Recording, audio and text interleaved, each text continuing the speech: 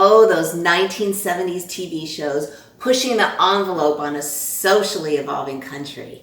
But one show in particular promoted love, sex, adventure, and a very famous bartender move.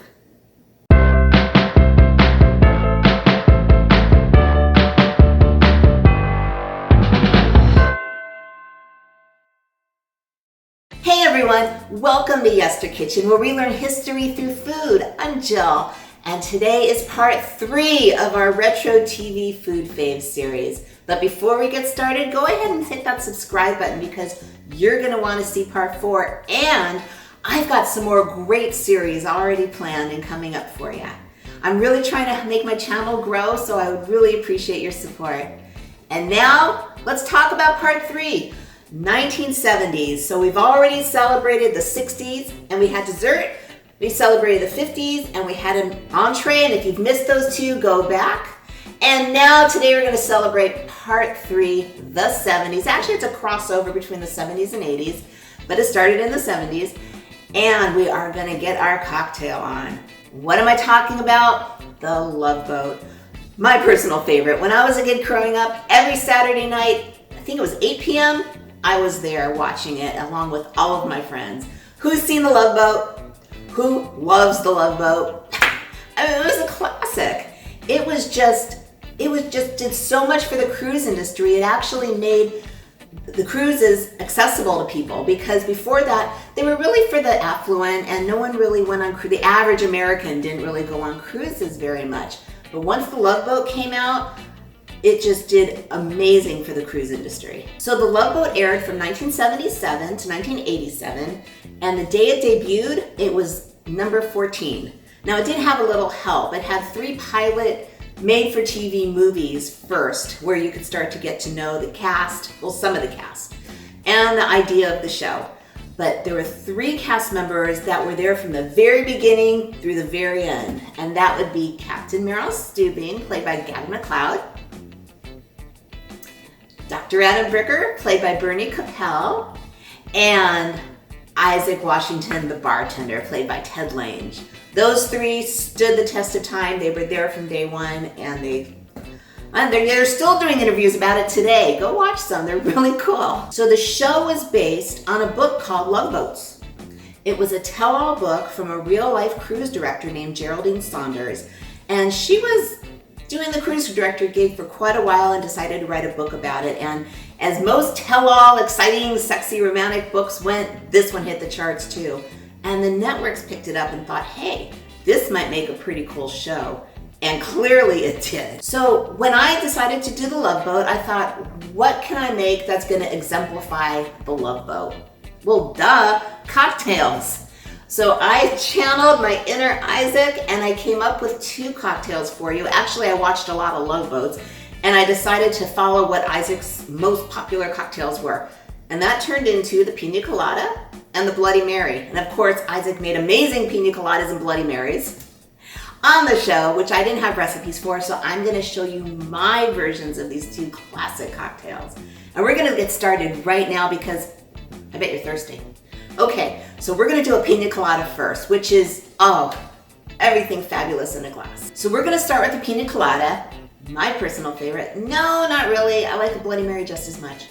Anyway, we're gonna start with the Pina Colada, where we have just plain white rum, and I've gotta let you know that I like my drinks a little strong. It's just a family thing. So I'm doing 2 shots of rum. If that's too much for you, just back it up a little bit. So we've got 2 shots of just plain white rum. If you want to add spiced rum instead, go for it. It'll still taste very, very good. And actually, you can make it with vodka too. That's called a chi-chi. Everything else is the same. But Pina Colada, classic, and Love Boat. So we've got our rum in here. Now next you're going to add 1 cup of ice cubes, but instead of ice cubes, what I like to do is I like to add a cup of frozen pineapple chunks, because then you get more pineapple, and it's frozen anyway, so it acts as ice cubes. So take your pick. I wonder what Isaac would say. I know, can you tell he's my favorite? I love them all though. Okay, and then what we're gonna do is we're gonna take 2 shot glasses, just keep the shot glass handy, of pineapple juice. And that's just kind of make everything a little happier. And then we're gonna add 2 shots of something called cream of coconut. This is not coconut milk. This is not coconut water. You can buy this in the alcohol section. You know, we're all in the market or in a liquor store. It's, as you can see, it's really, really thick and syrupy. There's actually a very famous cream of coconut called Coco Lopez that comes in a can. You're gonna add 2 shots of this too. But I just kind of like this one instead because you can close it. Because I don't always use a whole can of cream of coconut. So we got, actually let's go 2.5 because we want a coconut flavor. Now what I'm gonna do is I'm gonna turn on this blender and I am not gonna hurt your ears. So this is it, you're done. So we're gonna put the lid on.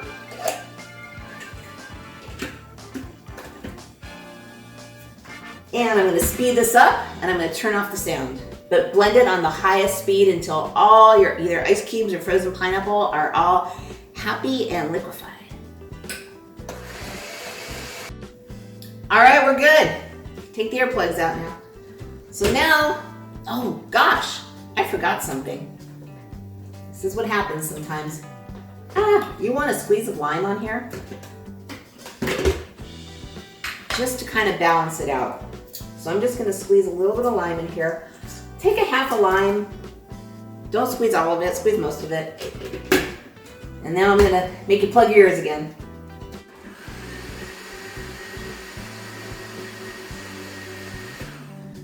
Okay, see, I'm not Isaac, I'm not that good, but I do know my cocktails. So now what we're gonna do is we're gonna take a beautiful glass and we are gonna pour our Pina Colada right into our glass. Look how fabulous that looks. And of course, we need to decorate it with a piece of pineapple. And a couple cherries on an umbrella, of course. And there you have it.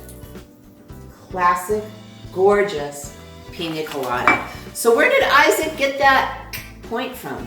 You know, there is a story. It is true because I heard him tell it. So they were filming the opening credits way back when they were getting ready to start the show. And they had Isaac behind the bar on the deck. And they said, okay, do something. And he's like, well, what do you want me to do? And they're like, giving him motivation. It's like, and oh, by the way, when the show was filming, Ted was a licensed bartender. So anyway, they said, well, just imagine you're a bartender and you finally got the biggest paycheck of your life. So he thought about it and went, and that's where that came from. And to this, whoa, I haven't even had any to drink yet. And that, to this day, he is known for. You know, he sees people in public and he gets this all the time. So that's our Pina Colada. So, oh, yeah, I do have to try it. It's perfect. You're gonna love it. So that's one drink. Now the next one is a Bloody Mary. I actually make Bloody Marys a lot, and I've got a very special blend that I've never told anybody before, but I'm gonna share this with you. It's a lot. You can edit as much as you want. So we're gonna start with the glass. So the Pacific Princess, they filmed the show on the Pacific Princess. They also filmed the show on the sister ship, the Island Princess, because they looked exactly alike.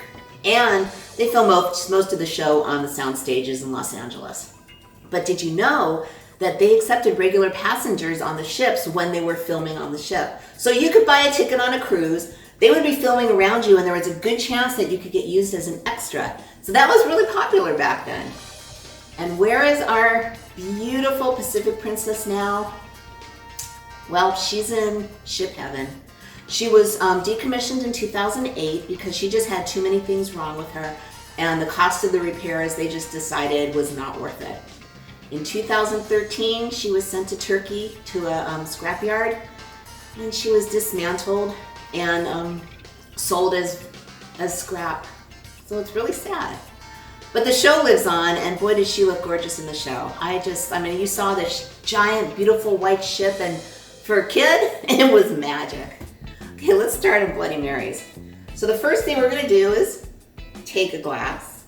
I'm gonna throw some ice in here. I don't like a lot of ice because it just starts melting.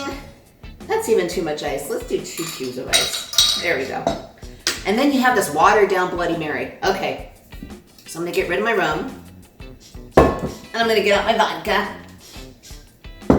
Okay, so the first thing I'm gonna do is I'm gonna pour about 2 shots worth of vodka in here.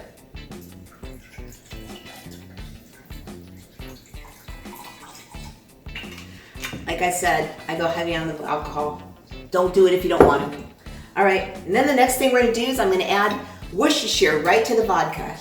And what I like to do, just like, I would say 3 or 4 dashes. I don't measure. I'll try to measure in the recipe. By the way, go to YesterKitchen.com. That's where all my recipes are. And yeah, maybe about a teaspoon of horseradish. I'm trying. For me, it just looks right. And you want to stir it up. And then we've got some Tabasco. Before I add in the Bloody Mary mix, I put in all my seasonings into the vodka. How spicy do you like it? It's all up to you. I like spicy.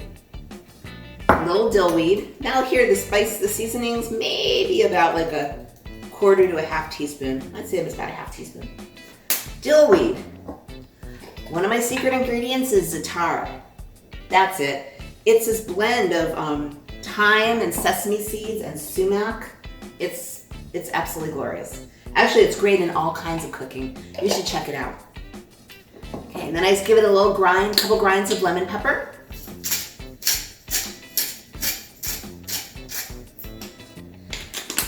What am I missing? Old Bay. I love Old Bay. It tastes so great in a Bloody Mary. And I just do a few little shakes. I don't know, maybe more than a few. Like I said, I'll figure out the measurements when I put the recipe in for you. And then I think I'm scanning around. I think that's everything. So now we mix it up. And here's where my other little twist comes in. You can use tomato juice. You can use your favorite pre-made Bloody Mary mix, because still do all this, because for me, the pre-made Bloody Mary mix, they're okay, but they need help. This is the help. And then you can also use Clamato, which happens to be my husband's favorite. So I developed this one kind of as a hybrid between my favorite and my husband's favorite. So I do about half of store-bought Bloody Mary mix. And like I said, this can be tomato juice for you. And then half Clamato. And this, my friends, is my Bloody Mary. But we're not done, because you need to decorate it. So you can decorate it with pretty much anything you want. I have a couple tricks up my sleeve. So I take a little skewer, and first I have cocktail onions. And I do 1 cocktail onion. They kind of like they're in pickling brine. So they're a little, a little sour, a little tangy. And then of course, my favorite is olives. My olives are not like other olives. I like blue cheese stuffed olives. I love them in my martinis. By the way, my martini glass is not here today because these guys are taking its place. But I love blue cheese stuffed olives. I don't like the blue cheese stuffed olives that are already in the jar. I just don't know how old that cheese is, and it's not very good by the time you get to it. So what I do is I buy regular pimento olives. I pull out the pimento and I stuff them with blue cheese. It's so much better. Give it a try. So now what I'm going to do is I'm going to kind of just alternate an onion. Whoa, onion overboard. That was so apropos. And an olive. And then of course, I am making a mess today. I like pickled asparagus. There's also pickled okra out there, which is really great. And then if you really want to go nuts, you know, you can catch the latest trend and put a fried chicken on there and a cheeseburger on there. I kind of like to just stick to this. And then I just kind of break off the skewer. And in it goes. And that is Jill's Bloody Mary, which I think you're gonna like. So, Love Boat. What a theme song, right? That was Jack Jones singing the song, and it just got you excited that the show was starting. Now, in the last 2 seasons, the ratings were really dropping, and they were just trying to find all kinds of crazy things to save the show. Like, they had a Love Boat musical. I think that was a 2 or 3-parter where they brought all these Broadway stars in. And Captain Stubing, of course, was the star of the show. Like, when does that ever happen? But, you know, this is the Love Boat, and anything is possible. But they usually had the same format. It was a 1-hour show, and there's always 3 stories written by 3 different writers, and they kind of intermingled, but not really. One was always a comedy. One was always some form of romantic story. And one was, they tried to make like a more serious story, so they would deal with issues of the day. It worked, clearly. But the last 2 seasons, they took that famous theme song and they had Dionne Warwick sing it because they were trying to, like I said, change it up, maybe get a newer, younger audience, but it didn't work. And the Love Boat ended after 10 years, but man, what a ride. And who can sing the Love Boat song? I'm not going to because I can't sing. I don't even do Happy Birthday. It's that bad. But I remember it. And again, when the camera's off, I've been singing it all day. When no one's home, because I don't want to drive anyone crazy. So, this is our Bloody, and this is our Pina Colada. What more do you want when you're having romance at sea? I can't think of anything. So I've made an absolute mess today, but I've had an absolute huge amount of fun. So what you're gonna do today, try the drinks. Oh, and by the way, if you don't drink alcohol, these are still wonderful without alcohol, so give it a try. But what I'd like to hear from you is, what's your favorite cocktail? And what's the recipe? Tell me in the comments. I love hearing from you guys, and I answer everybody. So let me know. There's so many cocktails out there. Clearly, personally, my favorite cocktail is a dirty martini, as you can tell.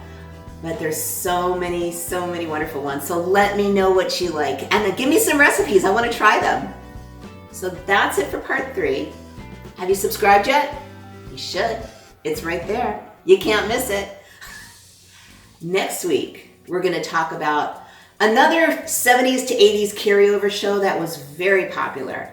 It involved 3 roommates with a situation that was not good in the 70s, a very nosy landlord, a very crazy wife, and a very popular show. But for now, make some drinks, sit out in the sun, and I don't know, enjoy the day, enjoy the night, watch The Love Boat. And as always, remember, history has never tasted so good.